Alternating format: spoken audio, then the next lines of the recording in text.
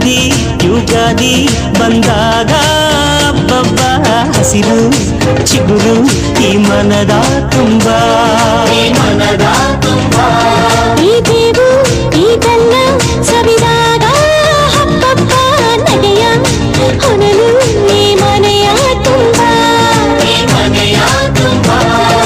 ಮನದ ಮಾಮರದಲ್ಲಿ ನಾವೆಲ್ಲ ಕೋಗಿಲೆಯಾಗಿ ಈ ವರ್ಷ ಎಂಥ ಹರ್ಷ ಅಂತ ಹಾಡಿಕೊಳ್ಳೋಣ. ಬಾಳ ಬಾಗಿಲಿನಲ್ಲಿ 7 ರಂಗನ್ನು ಚೆಲ್ಲಿ ಈ ವರ್ಷ ಎಂಥ ಹರ್ಷ ಅಂತ